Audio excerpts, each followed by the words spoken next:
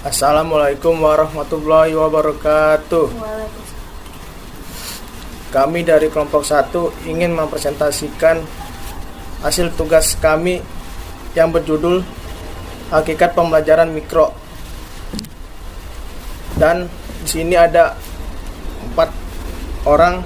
Yang pertama, Hilda Nur Anissa, Indah Nur Cahyani, Ridwan Sofyan, dan Sekar Cahya Rahma Dania.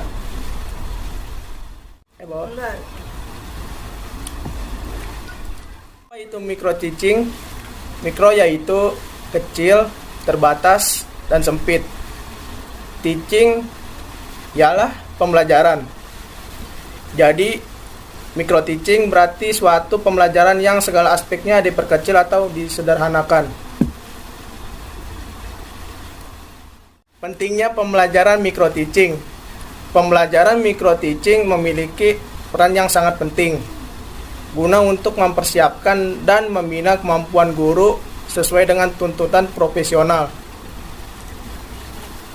Oleh karena itu, pembelajaran ini dapat berfungsi sebagai wahana untuk melatih setiap keterampilan dasar mengajar yang harus dimiliki sebelum tampil langsung di kelas sesungguhnya.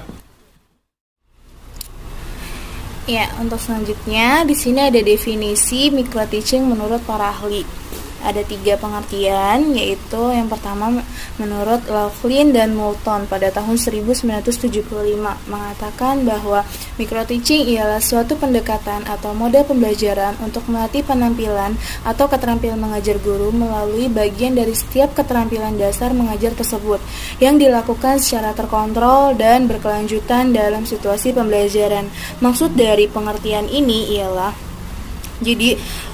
untuk melatih penampilan guru, yang perlu digarisbawahi di sini ialah penampilan ya. Jadi yang dimaksud penampilan tersebut adalah penampilan yang direfleksikan sosok atau seorang figur sebagai guru yang harus profesional. Yang kedua itu menurut Pelberg pada tahun 1980 mengatakan bahwa micro teaching ialah sebuah laboratorium untuk lebih menyederhanakan proses latihan kegiatan belajar mengajar. Menurut pengertian di sini itu pada dasarnya itu hampir sama seperti yang pengertian si Laughlin atau pengertian yang sama pada pendapat yang pertama. Namun di sini dikatakan itu sebuah laboratorium untuk lebih menyederhanakan, maksudnya menyederhanakan ini berfungsi untuk proses latihan mengajar gitu. Yang ketiga ada Sugeng Paranto pada tahun 1980 mengatakan micro teaching ialah merupakan salah satu cara latihan praktek mengajar yang dilakukan dalam proses belajar mengajar yang dimikrokan untuk mengembangkan keterampilan mengajar. Dari pengertian ketiga menurut Bapak Sugeng Paranto tentu saja sudah cukup jelas karena hampir sama dengan teori yang pertama dengan yang kedua. Selanjutnya ada unsur-unsur pembelajaran mikro. Yang pertama ada micro teaching is real teaching, yaitu adalah kegiatan belajar yang sebenarnya, tapi dilaksanakan bukan dalam satu kelas yang sebenarnya, tapi melainkan dalam suatu kelas, contohnya seperti laboratorium atau tempat yang dirancang untuk pembelajaran mikro. Yang kedua, ada micro teaching lessens the complexities of normal classroom teaching, yaitu adalah kegiatan latihan pembelajaran yang lebih disederhanakan, kegiatan belajar yang normal pada umumnya, seperti lazimnya seorang guru ketika mengajar di kelas yang sebenarnya. Yang ketiga ada micro teaching focuses on training for the accomplishment of specific tasks, yaitu ada latihan yang dikembangkan dalam pendekatan pembelajaran mikro hanya difokuskan pada jenis-jenis keterampilan tertentu secara spesifik sesuai dengan apa yang diinginkan oleh setiap yang berlatih atau atas dasar saran yang diberikan oleh pihak survivor. Yang keempat, ada micro teaching allows for the increased control of practice, yaitu adalah pembelajaran yang dilakukan dengan menerapkan pendekatan mikro lebih diarahkan untuk meningkatkan kontrol pada jenis keterampilan yang dilatihkan. Kontrol yang ketat, cermat, dan komprehensif relatif mudah dilakukan dalam pembelajaran mikro karena setiap peserta yang berlatih hanya memfokuskan diri pada jenis keterampilan tertentu saja. Yang kelima ada micro teaching greatly expands the normal knowledge of results or feedback dimension in teaching. Itu adalah melalui pendekatan pembelajaran mikro dapat memperluas wawasan dan pemahaman yang terkait dengan pembelajaran. Dari proses latihan dalam pembelajaran mikro, pihak-pihak yang berkepentingan akan memperoleh masukan yang sangat berharga untuk memperbaiki proses penyiapan, pembinaan, dan peningkatan profesi guru. Ya, baik. Untuk selanjutnya di sini ada tujuan pembelajaran mikro. Berikut tujuan pembelajaran mikro itu ada 5 apa saja. Yang pertama, yang A, untuk memfasilitasi, melatih, dan membina calon maupun para guru dalam hal keterampilan dasar mengajar, yaitu teaching skills. Yang kedua, atau yang B, untuk memfasilitasi, melatih, dan membina calon maupun para guru agar memiliki kompetensi yang diharapkan oleh ketentuan undang-undang maupun peraturan pemerintah. Yang ketiga, yaitu yang C, untuk melatih penampilan dan keterampilan mengajar yang dilakukan secara bagian demi bagian atau secara spesifik agar diperoleh kemampuan yang maksimal sesuai dengan tuntutan profesional sebagai tenaga seorang guru. Yang selanjutnya, yang keempat, untuk memberi kesempatan kepada calon maupun para guru berlatih dengan mengoreksi serta menilai kelebihan dan kekurangan yang dimiliki, biasa disebut self-evaluation, dalam hal keterampilan mengajarnya. Yang kelima, yaitu yang terakhir, tujuannya untuk memberi kesempatan kepada setiap yang berlatih, khususnya calon guru dan para guru, meningkatkan dan memperbaiki kelebihan dan kekurangannya, sehingga guru selalu berusaha meningkatkan layanan kepada siswa. Berikut 5 tujuan pembelajaran mikro.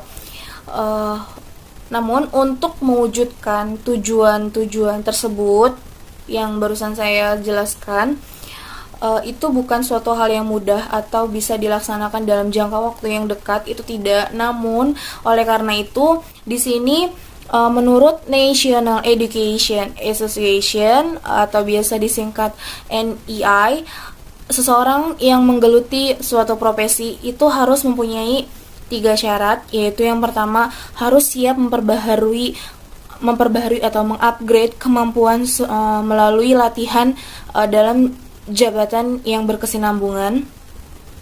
Yang kedua, jabatan yang menentukan standar itu sendiri. Yang ketiga, yaitu lebih mementingkan layanan dibandingkan keuntungan diri sendiri. Seperti itu. Untuk selanjutnya akan dijelaskan oleh rekan saya.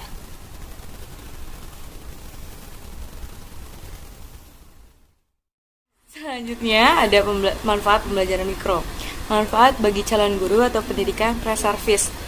Yang pertama, setiap mahasiswa calon guru dapat melatih bagian demi bagian dari setiap keterampilan mengajar yang harus dikuasainya secara lebih terkendali dan terkontrol.